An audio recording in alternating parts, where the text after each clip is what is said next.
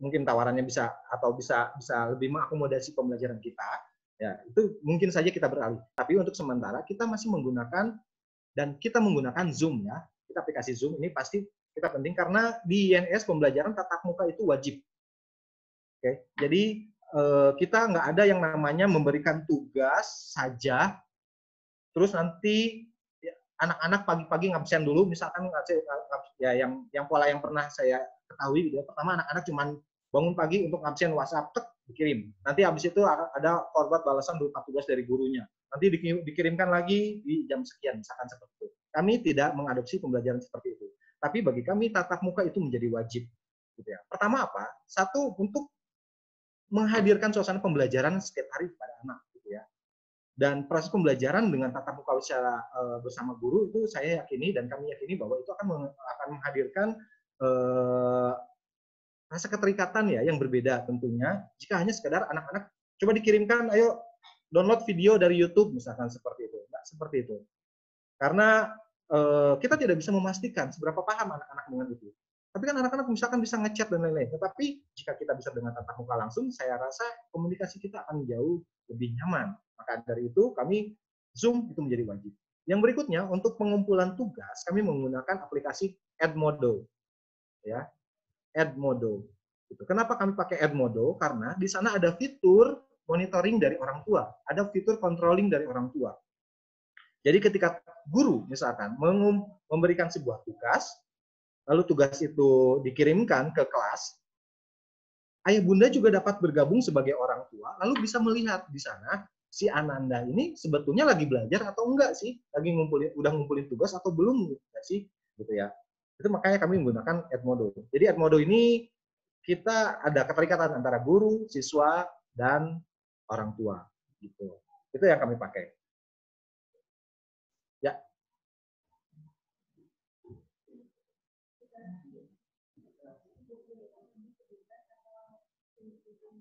Ya, untuk literasi itu biasanya pas di awal kita memberikan pembiasaan dulu dengan buku yang mereka senangi. Tapi kita akan naikkan mengupgrade speknya ya. Biasanya mereka ya senang baca sih, tapi komik misalkan. Kalau komik mah itu 100 halaman juga selesai gitu kan. Nah, kita akan coba naikkan grade-nya. Anak-anak untuk terbiasa membaca bacaan-bacaan yang memang bobotnya ataupun juga yang lain lah supaya wawasan mereka juga jauh lebih berkembang seperti itu. Oke. Tapi di awal-awal kami memberikan kebebasan silakan baca yang mereka senangi, tapi biasanya ada catatan selain komik. Oke. Ada pertanyaan lain? Pakai PC ya boleh, pakai PC boleh, tapi apalagi kalau ada kameranya ya itu sangat mendukung gitu. Jadi bisa sambil asistensi ataupun misalkan pas waktu ngerjainnya pakai PC, tapi pas waktu asistensinya menggunakan handphone misalkan untuk Zoom meetingnya, itu juga sangat dipersilakan. Tapi kalau menggunakan satu device yang sama, satu laptop yang sama, itu bisa memungkinkan untuk melakukan remoting gitu ya. Jadi si kakak-kakak gurunya, misalkan nanti saat melakukan pendampingan, si Ananda misalkan terkendala dalam menggunakan laptopnya, jadi memungkinkan si guru tersebut untuk melakukan remote dari jarak jauh untuk proses pendampingan pengerjaan proyek anak seperti itu.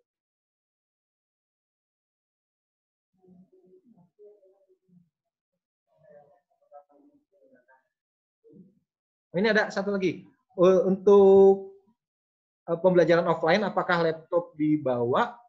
Untuk pertimbangan kami membeli PC atau laptop. Nah, ayah bunda kalau saya sarankan karena itu kita perlu mobile ya ayah ya, karena di sekolah pun nanti kita akan menggunakan laptop gitu ya. Kami di sekolah pun juga akan menggunakan laptop. Jadi sebaiknya saya sarankan menggunakan laptop supaya nanti saat pembelajaran TIK Ananda juga bisa ikut terlibat. Kami memang ada lab komputer, tetapi itu nanti tujuannya untuk hal yang lain, gitu. Bukan untuk pembelajaran TIK. Seperti itu.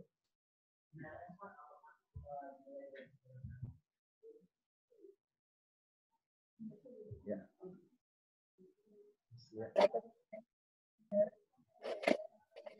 Iya, untuk MLS kita menggunakan Zoom karena kan masih physical distancing. Nanti untuk waktu dan apa saja yang harus dipersiapkan akan dilakukan sebelum MLS untuk persiapannya.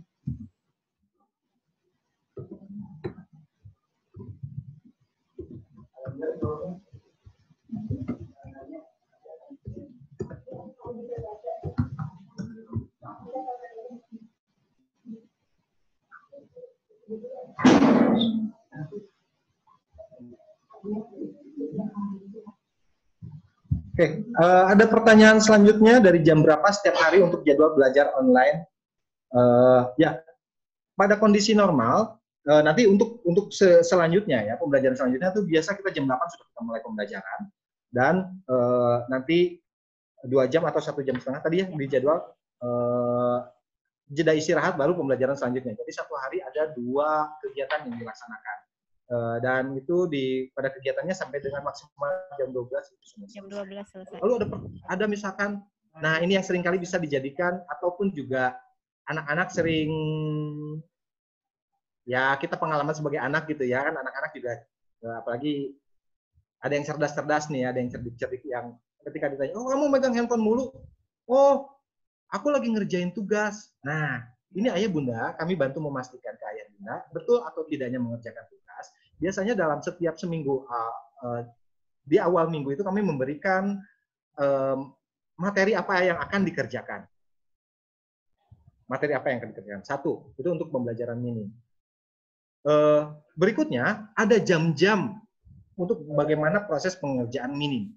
Jadi, ayah dan bunda, jika Ananda memang dia bisa memanajemen waktu, tidak seharusnya mereka pagi sampai dengan malam selalu megang handphone. Catatannya itu. Jadi menjadi penting juga ini bagaimana mengajarkan anak-anak tentang bagaimana memanajemen waktu. Itu untuk pembelajaran mini.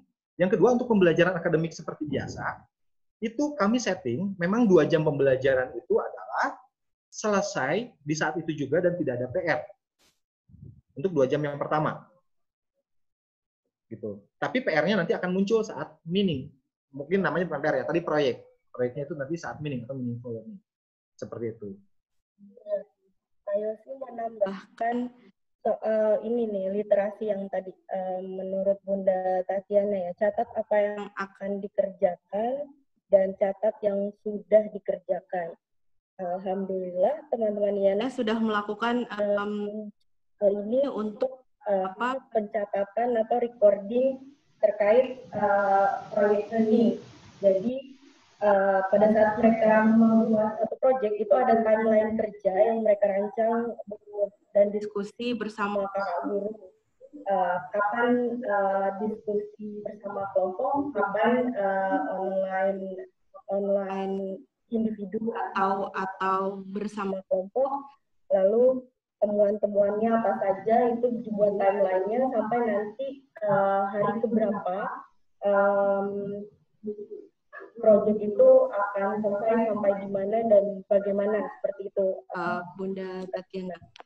Kalau untuk ini, yang dimaksudkan literasi yang di TJC mencatat apa yang sudah dibaca atau meresume yang sudah dibaca buku kesukaan mereka tadi seperti yang disampaikan oleh Ya, terima kasih Miss Lia.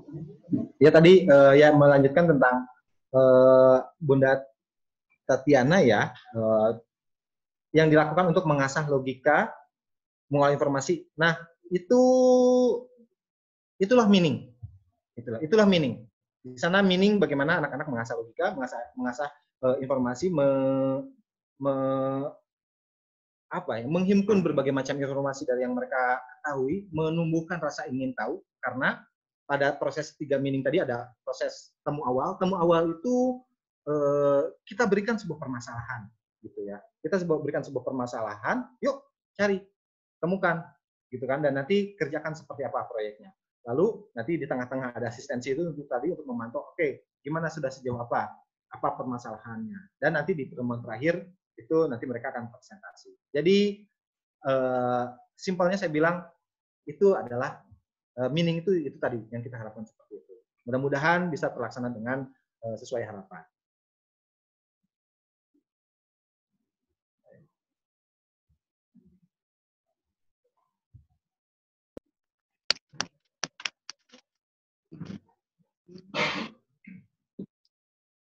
Sudah cukup ya? Ayah Bunda mungkin barangkali tadi di sini ada yang kurang jelas ataupun juga tadi tidak sempat mencatat. Ini sudah kami record, sudah kami rekam ya. Nanti tapi ada beberapa yang mungkin terpotong ya. Nanti bisa dilihat kami tampilkan di YouTube INS dan juga file presentasinya nanti akan dikirimkan via Kak Ratna. Oh, itu sudah dikirimkan juga ya di chat room. Oke.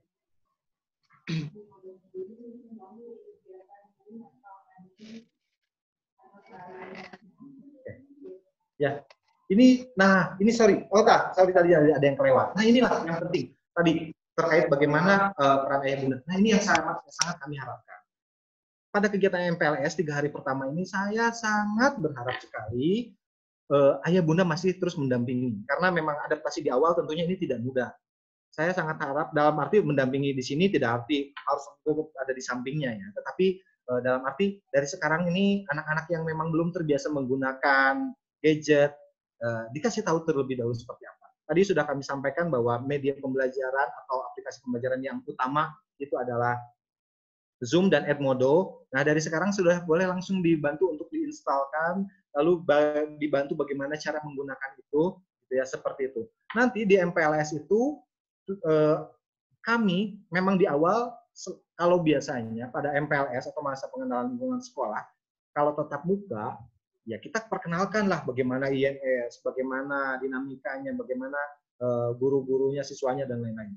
Nah, pada kondisi yang berbeda ini, tentunya sekarang kita harus diajarkan dulu senjatanya dulu nih, kita kenalkan dulu, ya kita kenalkan dulu cara pakai senjatanya, baru deh nanti kita kasih tahu tujuannya dan bagaimana nanti kamu supaya memudahkan nanti saat nanti belajar di INS ke depannya, seperti itu. Ya, jadi toolsnya dulu mohon diperkenalkan terlebih dahulu.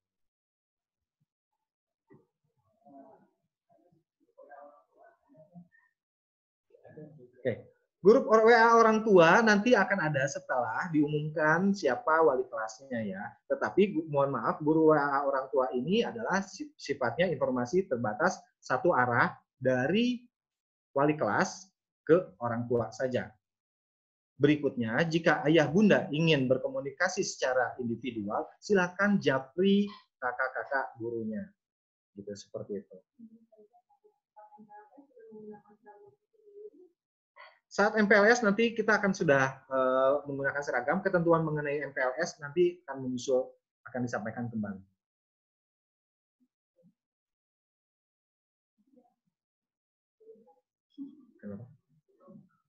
Oke. Barangkali jika ayah bunda ini masih kapan penentuan kelas? Wah ya nanti ya, sabar. Nanti saat MPLS itu akan kami sampaikan. Itu karena biasanya nanti di awal untuk menentukan kelasnya dengan ada proses, ada games bagaimana mereka mencari kelas mereka. Gitu. Jadi sengaja belum kami sampaikan di sini. Gitu. Oke, ini terima kasih banyak ini atas pertanyaannya, sangat aktif ya. Beberapa mohon maaf kami sebelumnya mohon maaf terlebih dahulu karena ada gilirannya nih sekarang sudah ada yang mengantri yaitu Kak Delvi.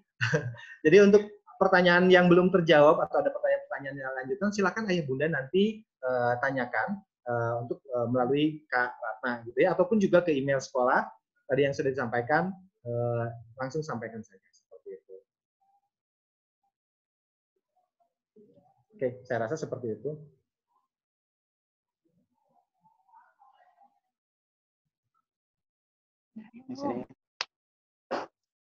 Terima kasih Pak Yosi atas pemaparan atau sesi tanya jawab tadi ya. Kita akan berlanjut ke sesi berikutnya. Kebetulan kita sudah terhubung dengan kita untuk kegiatan selanjutnya akan sharing pendampingan untuk remaja oleh Kak Delvi. Kepada Kak Delvi, waktu dan tempat. Silakan Kak Delvi. Oke, terima kasih. Terima kasih Kak. Halo ya Bunda. Halo, oke. Sebelumnya saya ucapkan terima kasih, apresiasi ke diri Ayah Bunda bahwa sulit ya untuk mengasuh anak dari bayi sampai sekarang. Itu adalah butuh apresiasi, butuh perjuangan, butuh kerja keras, butuh emosional dan segala macamnya. Apresiasi untuk diri Bunda sendiri bahwa sudah mampu untuk merawat anak-anak bisa sebesar ini. Oke, itu adalah tadi bentuk apresiasi. Menyenangkan rasanya diapresiasi. Sama seperti halnya anak remaja yang juga butuh apresiasi. Saya sering coba sampaikan, kenapa sih anak remaja sekarang lebih senang main games? Kenapa ya lebih senang main games? Ya karena di games itu, di mana sesuatu pencapaian itu bisa langsung diberikan penghargaan. Semua pencapaian di situ diberikan penghargaan. Disitulah anak merasa puas bahwa apapun perjuangan mereka, mereka diapresiasi. Itu salah satu kalimat pembuka saya bahwa mulai untuk mengapresiasi. Oke ya Bunda, anak-anak sudah masuk pra-remaja. Saya coba akan jelaskan apa sih itu pra-remaja. Mungkin sudah banyak ikut parenting atau segala macamnya, tapi ini sekali lagi hanya untuk pengingat apa itu pra-remaja. Saya akan coba share screen sebentar.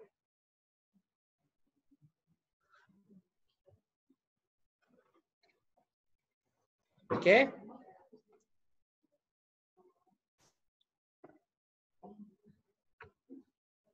Oke. Masa remaja, masa pra-remaja. Sekarang ini anak-anak sudah disebut masa pra-remaja karena itu masa peralihan. Masa peralihan itu bisa dibilang masa tengah-tengah lah. Kenapa sih masa ini nggak enak? Ya karena nggak enak, peralihan, nggak nyaman, proses adaptasi, karena fase SD yang bisa dibilang masih anak-anak, sekarang mereka mencoba untuk diberikan tanggung jawab lebih untuk seperti orang dewasa. Di satu sisi, pikiran mereka masih seperti anak-anak. Pikiran mereka masih seperti anak-anak, tapi bentuk fisiknya sudah menyerupai orang dewasa. Jadi mereka nanti ada kebimbangan identitas. Kebimbangan identitas tuh kayak, aku tuh masih kecil apa udah gede sih? Bisa dibilang, kamu kan masih kecil, nggak boleh pulang malam, nggak boleh nyetir mobil, kamu masih kecil. Tapi ada satu sisi ntar dibilang, kamu tuh udah gede, ngalah dong dengan adiknya. Di sini adalah kebimbangan-kebimbangan dalam jati dirinya. Masa remaja bisa dibilang masa paling sulit. Jika tidak didampingi. Jika masa remaja gagal, atau masa remajanya rentan, nanti akan berdampak pada usia 25 atau 26. Di situ ada fase namanya quarter life of crisis. Quarter life crisis. Kehilangan jati diri, kehilangan makna hidup, kehilangan tujuan hidup, mempertanyakan apa tujuan hidupnya. Di 25 sampai 26, sekitar 24, 25, 26 lah. Jika di fase remaja ini minim jati dirinya. Remaja sendiri itu mempunyai arti tumbuh sebenarnya. Dia sedang tumbuh. Tumbuh untuk menjadi dewasa. Problematikanya yang sering muncul terkait masalah remaja adalah kerap kali ada perbedaan keinginan dengan pemikiran orang tua dan anak-anak. Itu lumrah terjadi. Di fase ini, anak-anak atau fase remaja ini mereka sudah berpikir bahwa saya itu sudah memiliki pikiran, saya sudah tahu apa yang saya mau. Merasa anak-anak tahu apa yang mereka mau. Dan mereka pikirannya masih apa yang saya mau saat ini. Apa yang saya inginkan saat ini. Sedangkan sebagai orang dewasa, sebagai orang tua, sudah pernah jadi remaja juga, hingga akhirnya bisa memberikan sebuah Nasehat-nasehat. Nah, konfliknya di sini ternyata. Satu sisi anak ingin diapresiasi, ingin dituruti, di satu sisi orang tua lebih komunikasinya lebih sering menasehati. Apakah menasehati itu buruk? Enggak buruk. Nanti saya akan jelaskan bagaimana cara komunikasi yang sejalan dengan orang tua dan anak remaja. Karena anak remaja ini uniknya semakin dilarang semakin kreatif. Misal nih, kalau kita flashback ke zaman dulu, waktu kita masih remaja, masih sekolah, dulu misalkan kayak gini, kamu tuh nggak boleh pacaran, kamu masih kecil. Ntar dia bilang, nggak kok, kita cuma adik kakak. Atau nggak gini, kamu nggak boleh pulang malam. Iya mah, aku nggak pulang malam, ternyata dia nginep, pulangnya pagi. Nanti ada prinsipnya, udahlah lebih baik minta maaf daripada minta izin. Ini yang membahayakan, karena terbiasa melanggar dulu, ntar paling dimaafin, dibandingkan untuk minta izin. Kenapa? Karena pada saat minta izin tidak ada namanya dialog dan menjelaskan apa kemauan dari si anak. Ingat, anak itu kreatif. Semakin dilarang, semakin kreatif. Orang tua cenderung menuntut anaknya mengikuti semua keinginan dan kerap kali menganggap sang anak masih terlalu kecil untuk memahami segala sesuatu yang di sekitar. Iya, ini bisa dipahami. Fisik mereka fisik mereka tuh masih belum sempurna dewasanya. Terus kehidupan yang dijalani juga belum terlalu lama. Tapi disinilah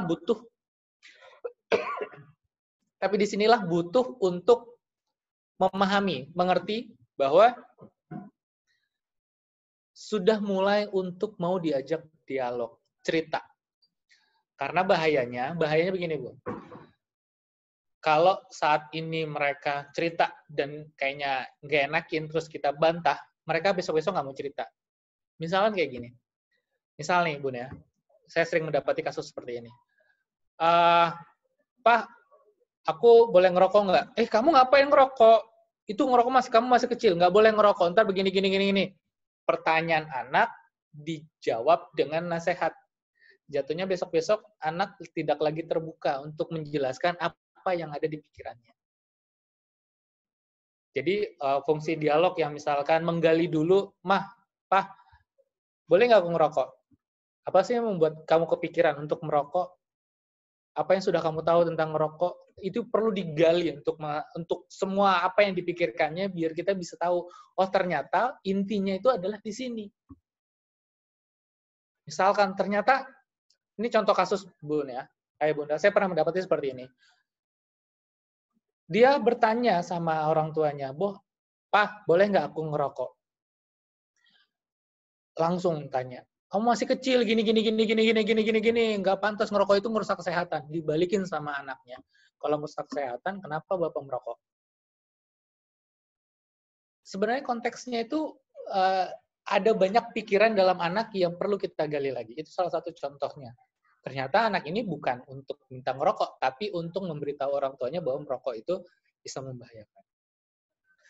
Selanjutnya, bagi orang tua, masalah besar apabila mendapati anak yang tidak memiliki kesepahaman dengan keinginan orang tua dan guru.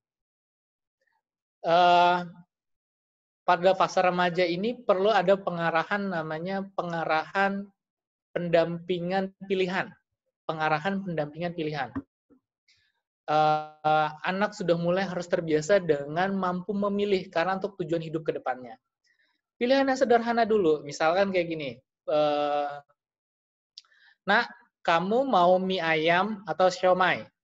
Terus anak menjawab, aku pilih mie ayam aja, Mah. Terus mamahnya bilang, udah kemarin udah makan mie, udah sekarang makan siomay aja. Nah, ini pola yang menyimpang dalam istilah bahasa psikologisnya, komunikasi psikologisnya. Kenapa? Karena anak di saat diberikan pilihan, sudah memilih, tapi dipatahkan. Lalu gimana cara saya untuk ini? Nah, inilah fungsi dialog lagi. Makanya saya selalu bilang, remaja ini memang senang sekali diajak dialog. Diajak pikirannya untuk luas. Karena begitu mulai terbuka, mulai ada kedekatan, mereka mulai bisa untuk kita berikan intervensi, interpoint tentang kehidupan. Orang tua lebih cenderung memaksa keinginan mereka, dan sang anak cenderung bersikap tegas pada pendiriannya apabila keinginan dimaksud tidak dapat dipenuhi. Ini konflik terbesar. Misalkan kayak gini, pokoknya mama, kamu harus begini. Nggak mau tahu, pokoknya kamu harus begini. Kamu nggak boleh berteman dengan dia. Dia itu orangnya nggak baik, bla bla bla. Misalkan dalam intervensi pertemanan, sang anak merasa bahwa dia sudah lebih dekat dengan temannya. Harusnya, kalimat harusnya, pemaksaan tanpa memberikan alasan itu biasanya ditolak oleh remaja. Mereka tuh punya alasan tersendiri.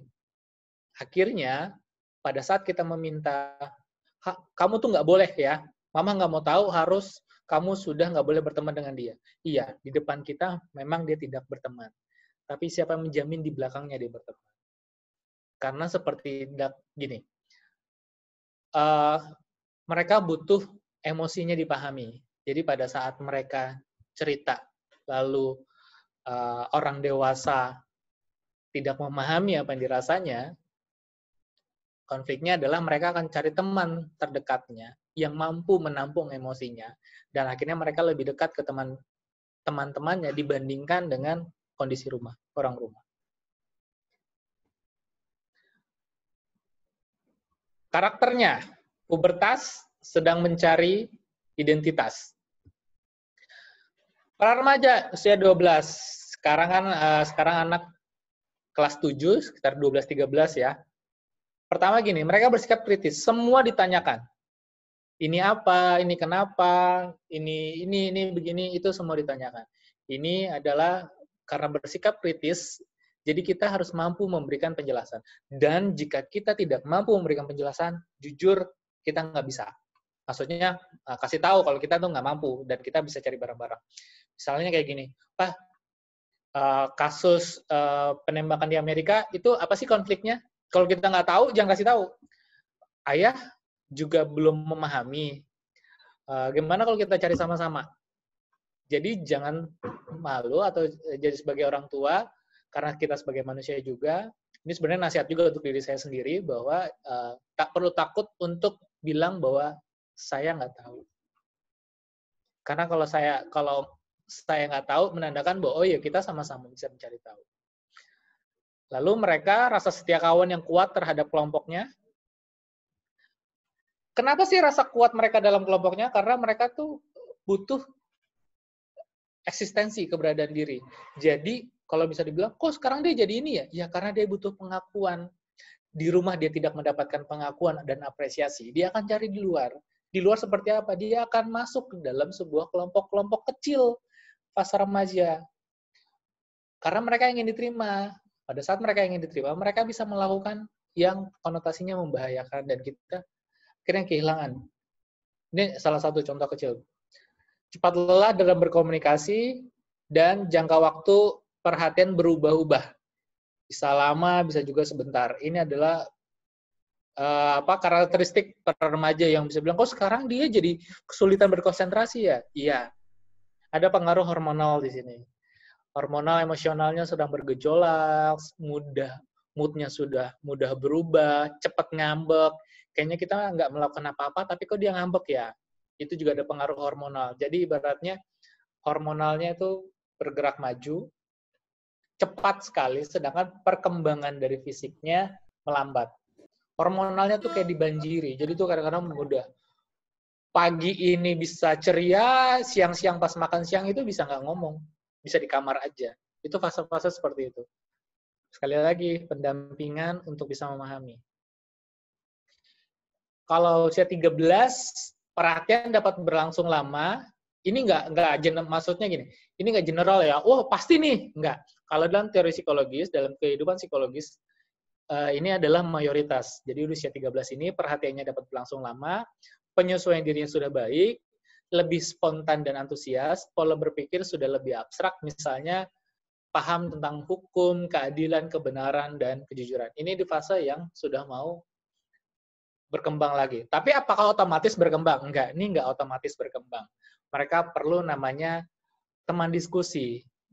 Jadi biar diskusinya benar, lebih baik diskusi sama orang dewasa yang terpercaya dibandingkan sama teman sebayanya yang mereka pun juga belum memiliki pemahaman tertentu.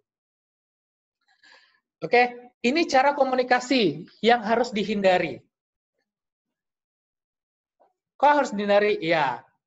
Ini ucapan yang sebaiknya dihindari. Karena orang tua nanti akan menemani dia, akan menjadi sahabat dia. Jadi kalau dia cerita panjang lebar, terus kita bilang, sabar ya. Dalam konteksnya sih benar, kita disuruh sabar. Tapi contoh sabarnya itu terkadang nggak sejalan. Kenapa nggak sejalan? Terkadang pada saat kita nyuruh sabar, tapi orang tuanya di rumah berperilakunya sering tidak sabaran. Kok tidak sabaran? Contohnya, nak bangun, ayo cepetan, bangun. Ini udah jam 7 nih, cepetan kamu sekolah. Tapi di satu sisi, pada saat ngobrol, anak langsung minta, sabar ya nak. Ini juga yang dihindari lah. Bukan berarti nggak boleh, tapi kalau untuk bisa menampung emosinya, hindari.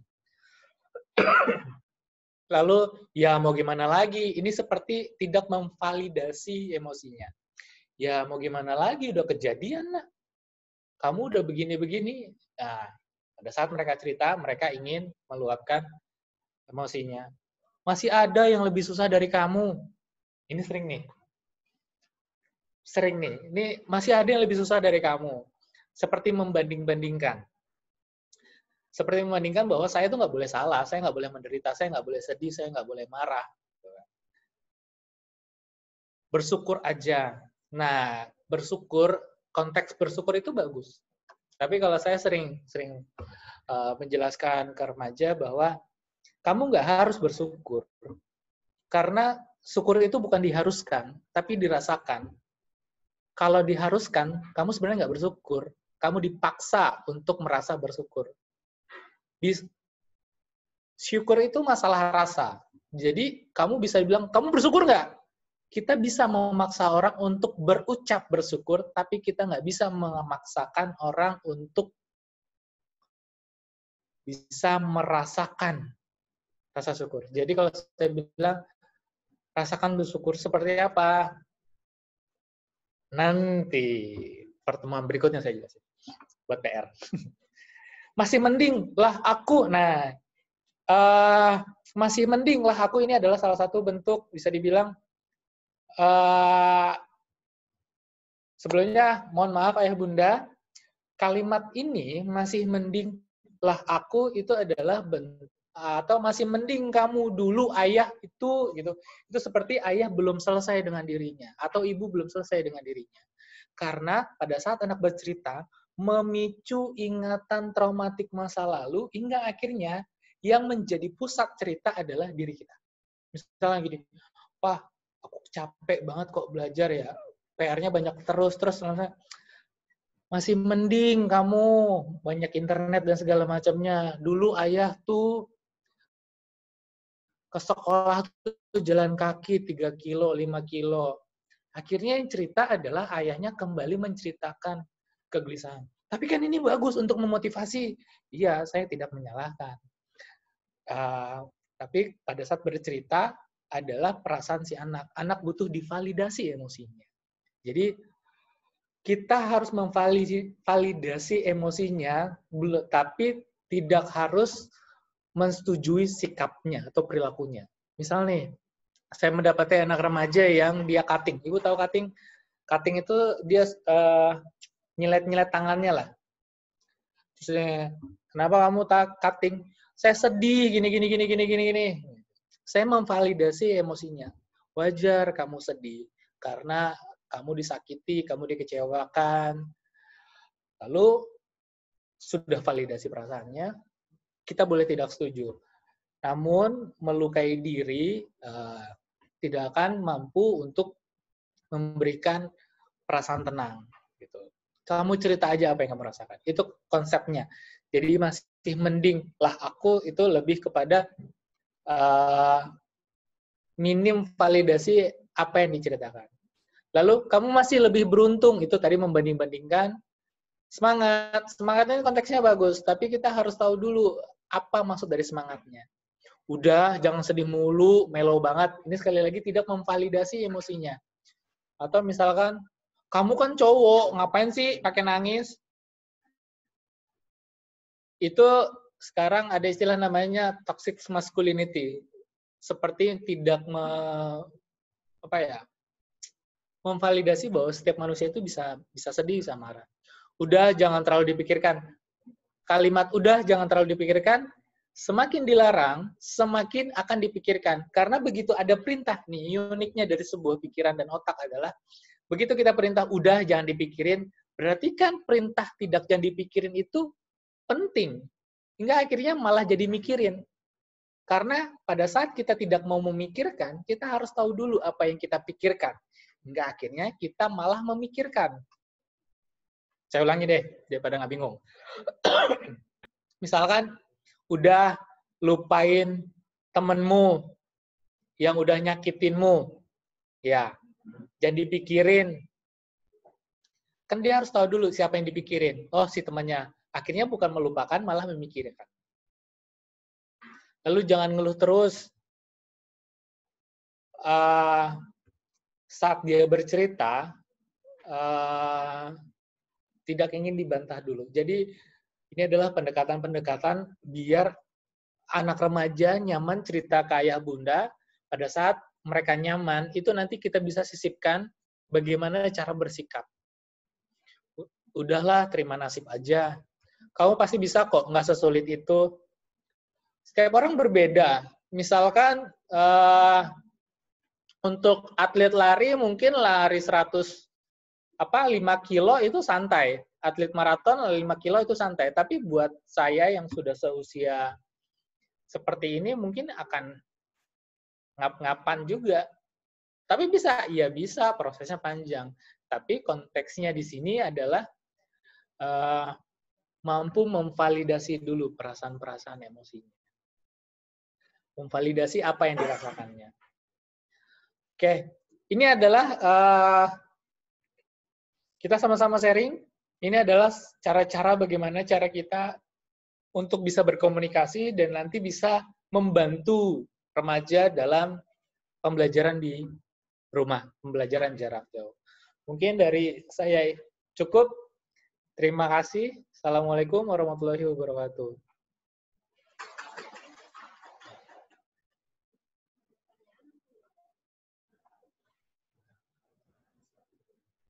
Ya, saya jawab ya. Jika alasan kami menggunakan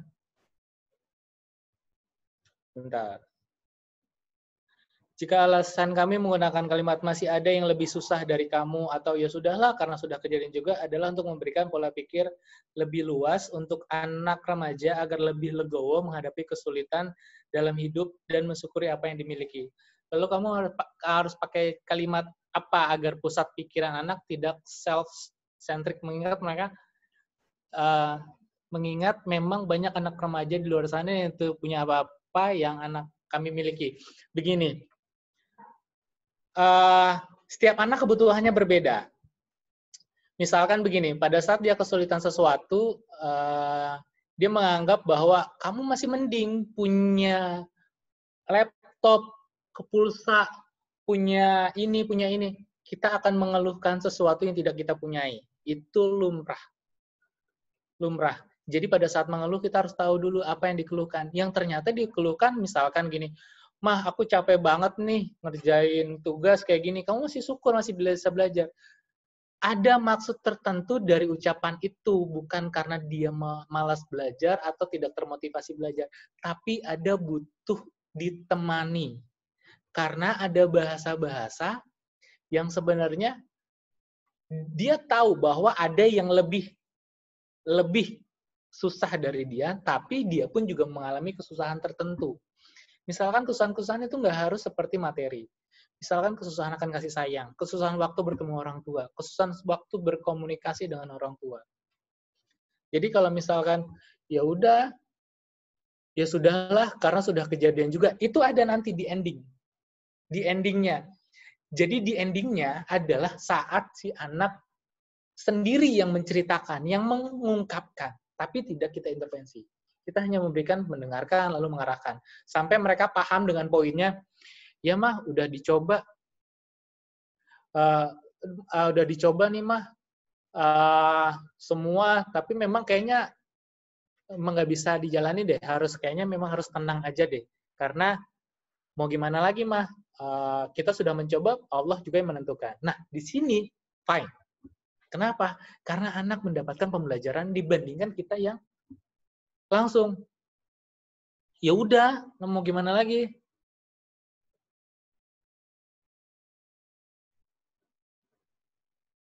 Ya, sesuai dengan konteksnya. Jadi, ingin mengembangkan, maksud saya di sini adalah ingin mengembangkan bahwa belum terlambat untuk mengajak anak remaja bercerita. Karena peran orang tua nanti sangat-sangat vital untuk kasus-kasus remaja.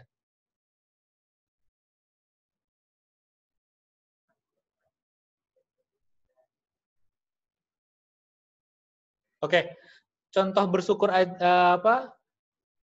terkait ucapan saya sebagai orang melihat tidak semuanya negatif, tapi ada positif. Memang ada positifnya. Konteksnya di sini dihindari bukan berarti tidak boleh sama sekali. Dihindari dengan konteks yang kuat. Biar anak yang berpikir. Jadi sebelum kita memberikan pikiran, biar anak yang mampu berpikir, ya makanya aku harus bersyukur aja deh. Kayaknya aku harus bersyukur untuk hal-hal sederhana dulu deh. Itu begitu dia seperti itu, dia jadi menangkap poinnya. Kalau kita bilang, udah bersyukur aja, ya gimana caranya? Diminta, tapi terkadang proses pencarian rasa bersyukurnya tuh dilupakan. Proses pencarian untuk bersyukur pun kesulitan. Gimana sih cara bersyukur? Bersyukur itu nggak ngeluh. Kini kita diam. Ada salah satu penjelasan, wajar kita mengeluh. Gitu. Kenapa sih kita harus mengeluh? Mengeluh itu salah satu bentuk mengekspresikan apa yang kita nggak suka. Contoh nih, lagi makan seblak. Mungkin ayah bunda senang seblak. Seblaknya pedas banget nih, level 100 lah. Lalu pada saat kita makan seblak, terus kita, pedas banget. Pedas banget. Ini mengeluh nggak? Terus orang sampingnya, udah sabar aja. Habisin, bersyukur, masih banyak yang lebih pedas daripada itu. Bentuk ini sebenarnya bisa dilihat lagi, nggak semua tuh harus tidak pada saat dia mengekspresikan itu terima dulu. Oh iya, kamu lagi kepedesan ya. Akhirnya saya tahu apa yang harus saya lakukan. Ngasih minum, nih minum dulu. Tidak dinasih, udah bersabar aja. Ini salah satu contoh ya konteksnya. Dan apa yang saya jelaskan tadi dihindari itu tidak langsung saklek bahwa harus seperti itu. Karena komunikasi itu adalah seni. Komunikasi adalah seni, jadi ada rasa. Mungkin di satu sisi kena, tapi di sisi lain enggak. Tapi saya sebagai seorang psikolog, ini kata-kata yang akan saya hindari untuk mendekatkan diri ke remaja. Karena saya butuh, karena remaja butuh didengarkan agar dia mau mendengarkan. Saya mendengarkan karena saya ingin didengarkan. Jadi pada saat saya mampu mendengarkan dia, mereka menceritakan semua keluh kesahnya, semua sudah dikeluarkan, saya sudah mendengarkan, maka dia sudah dalam posisi siap mendengar. Begitu dia siap mendengar, baru kita bisa masuk. Jadi ini sebenarnya penggalian. Ayo, terus cerita. Kamu mau cerita senakal apapun, seburuk apapun, ceritain, gak judgement karena ingin tahu tentang anaknya. Mungkin itu aja. Jadi kalau misalkan mau sharing-sharing bisa ke sini ya, ke INS, nanti kita bahas sama-sama karena setiap anak tuh berbeda. Jadi penerapannya juga mungkin di sini cocok, mungkin di situ cocok. Nanti ini aja sekelumit gambaran umumnya saja. Oke, semoga bermanfaat. Saya kembalikan lagi ke MC ya. Terima kasih. Iya, terima kasih Kak Delvi. Semoga sharing terkait pendampingan remaja ini bermanfaat ya Bunda untuk kita yang memang sedang mendampingi Ananda. Lanjut Kak Zat. Baik Ayah Bunda, berikut akan kami tampilkan testimoni dari siswa kami, siswa INS, dari siswa kelas 7 kemarin dan siswa yang kemarin baru lulus. Berarti sekarang beranjak kelas 8 ya Kak Zat ya? Iya, betul sekali Kak. Dan alumni.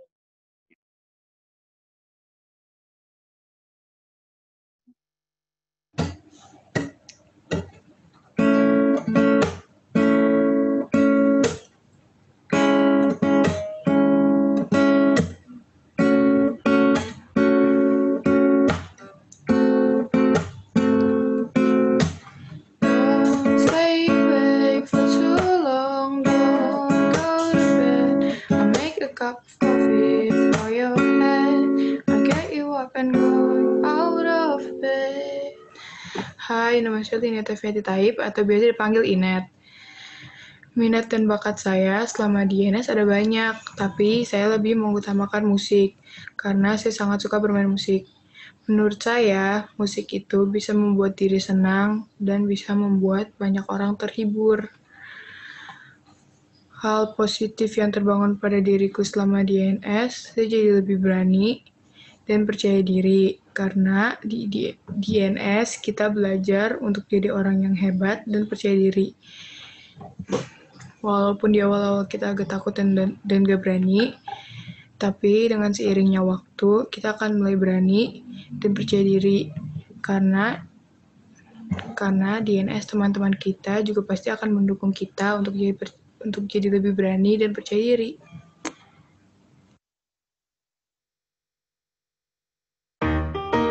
Di INS, saya mendapatkan sebuah pengalaman mahal yang tak akan tergantikan. Mencoba terjun ke bidang yang saya gemari, dan INS telah memberikan wadah untuk semua itu. INS telah memberikan ruang untuk kita berkarya dan berkembang. Pengalaman yang saya dapatkan tak hanya sebatas pernah mencoba, tapi kita juga tahu esensi yang bisa diambil menjadi pembelajaran untuk hidup kita ke depan. INS juga memberikan saya bekal untuk di hari nanti. Semua komponen diajarkan, mulai dari akhlak hingga hal kecil yang mungkin sering kita lupakan. Selepas dari INS, saya ingin menjadi seorang figur atau contoh bagi teman-teman dan lingkungan saya kelak. Apa yang diajarkan di INS akan saya aplikasikan pada kehidupan yang lebih luas nanti.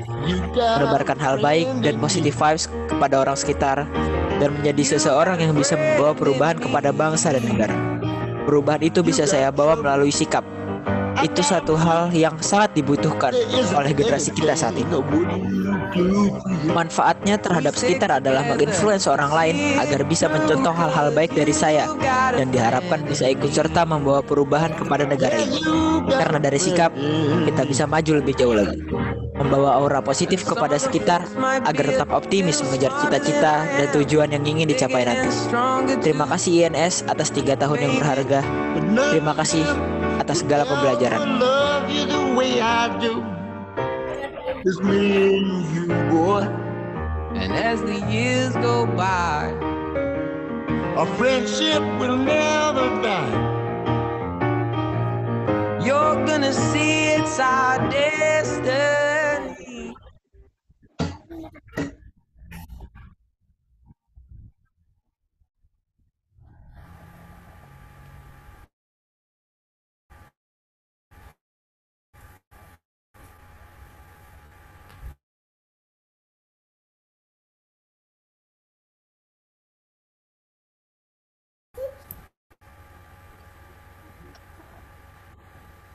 Ya, itulah ayah bunda video testimoni dari Ananda kami, dan sudah cukup panjang ya hari ini kegiatan acara kita dilalui. Alhamdulillahirrabbilalamin.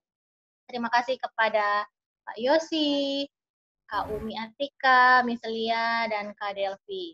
Selanjutnya yang terakhir adalah doa penutup kepada Kak Zat. Saya persilakan.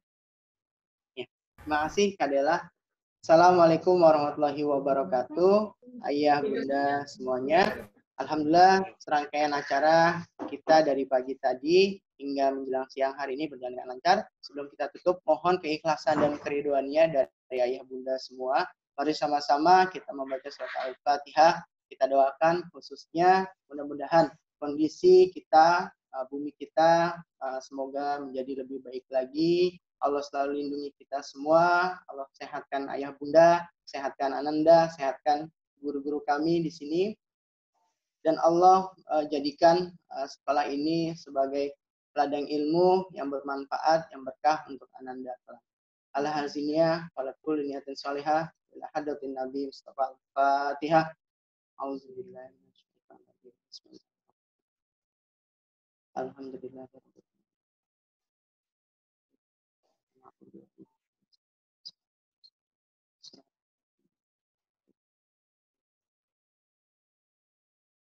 A'udzubillahi minasyaitonirrajim. Bismillahirrahmanirrahim. Alhamdulillahirabbil alamin. Hamdan syakirin. hamdan na'imin hamdan yu'afi ni'amahu kafi mazida. Ya Rabbana lakal hamdu wa lakal syukru kama yanbaghi li dzakal karim wa azimi sultani. Allahumma shalli ala sayyidina Muhammad wa ala alihi sayyidina Muhammad. Allahumma inni a'udzubika min basalil wal junun wal juzam wa min syai'in asqam. Allahumma inni a'udzubika min munkaratil akhlaq wal a'mal wal ahwal. Rabbana faghfir lana wa li ikhwanina alladhina sabaquna bil iman wa la taj'al fi qulubina ghillan lil ladzina amanu. Rabbana innaka antal ghafurur rahim. Rabbana atina min ladunka rahmah wa hayyi lana min amrina rasyada. Rabbana hab lana min azwajina wa dzurriyyatina qurrata a'yun waj'alna lil muttaqina imama. Rabbana la tu'akhizna in nasina wa akhtana. Rabbana wa la tahmil 'alaina isran kama hamaltahu 'alal ladzina min qablina. Rabbana wa la tuhammilna ma la taqata lana bi. Wa'fu 'anna waghfir lana warhamna anta maulana fansurna 'alal qaumil kafirin.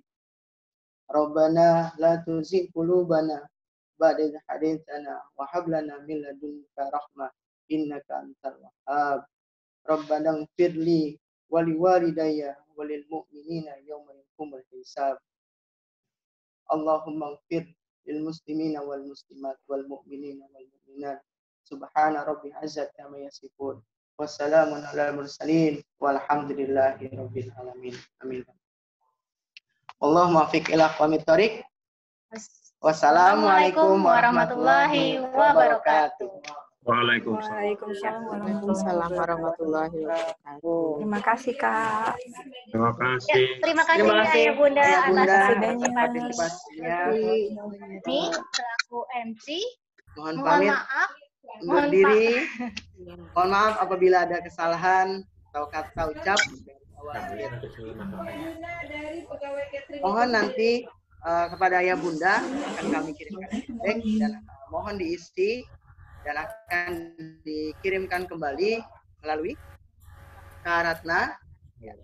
Insya Allah nanti akan dikirimkan kepada Ayah Bunda semuanya. Ya. Terima kasih. Ya. Terima kasih Ayah Bunda semua. Assalamualaikum warahmatullahi wabarakatuh. Waalaikumsalam warahmatullahi wabarakatuh. Terima kasih Ayah Bunda. Terima kasih semuanya.